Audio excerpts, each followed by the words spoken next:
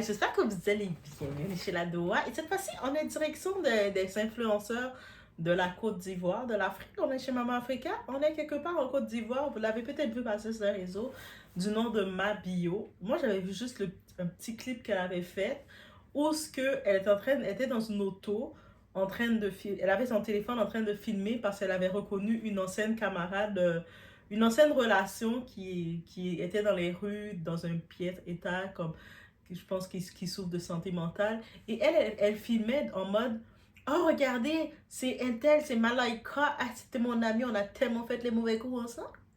Regardez là, guys, qu'est-ce qu'elle est devenue. Heureusement que moi, Dieu m'a protégée. Oh, pardon, guys. Et puis elle filmait. Et ensuite, on s'est dit, après avoir affiché, filmé son ami sur ses réseaux, on va sûrement la voir venir parler avec son ami, lui acheter un soda, quelque chose à boire. Non, elle est partie. Après son auto, elle a roulé, elle est partie.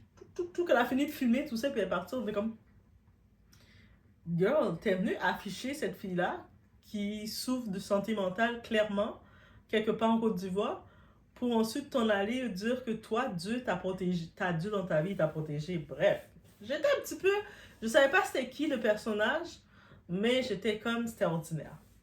Mais là maintenant, on parle encore d'elle. Qu'on influence à la dérive.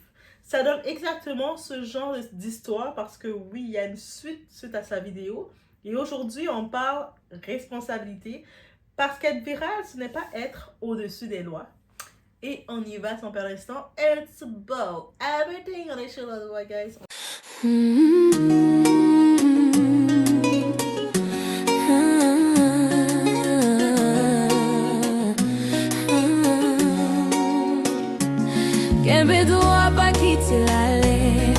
Oula, je viens de croiser ma camarade.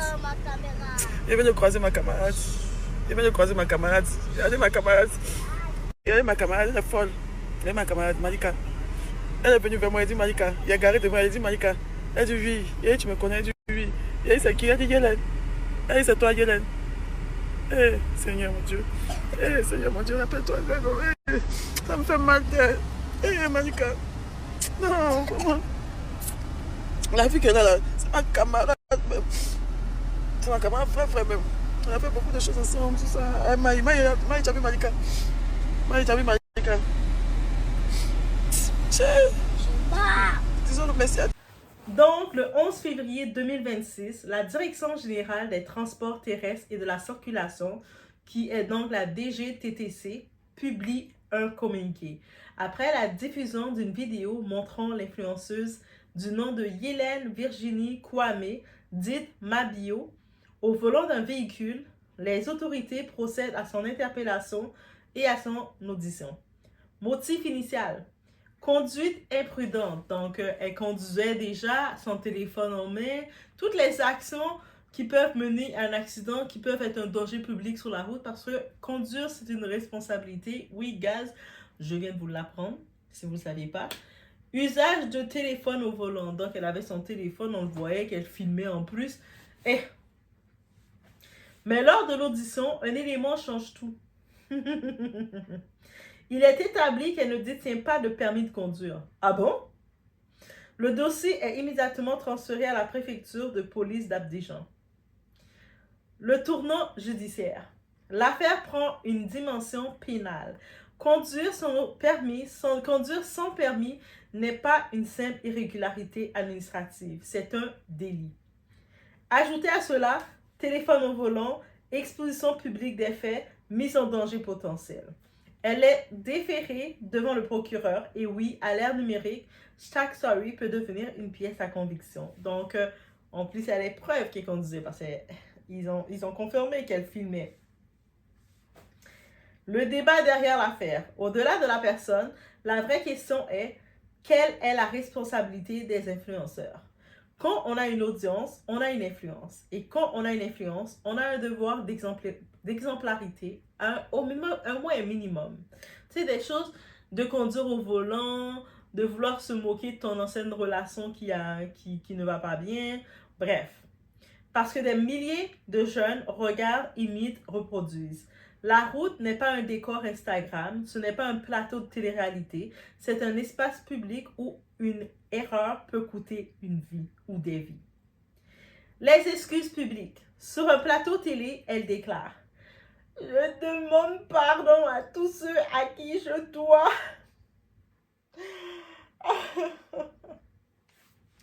Elle a demandé pardon, guys, ok? Elle affirme vouloir rembourser certaines personnes, ok? Mais la question ici n'est pas l'argent, c'est la crédibilité, c'est la responsabilité, c'est la cohérence entre l'image publique et les actes privés.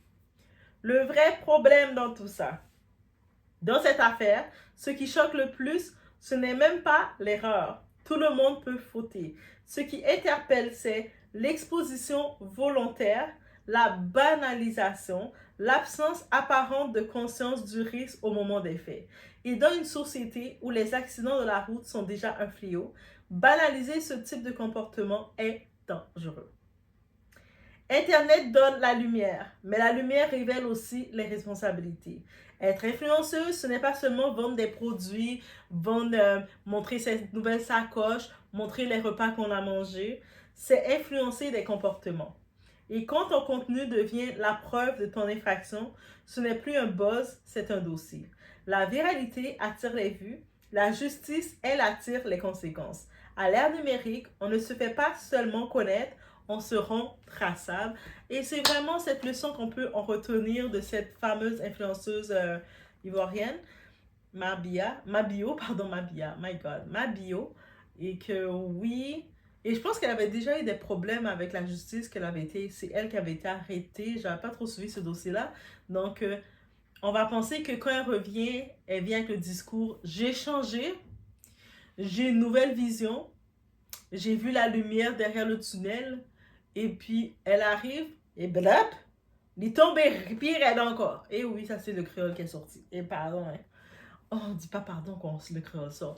Mais il tombe pire elle encore. Est-ce que vous avez compris?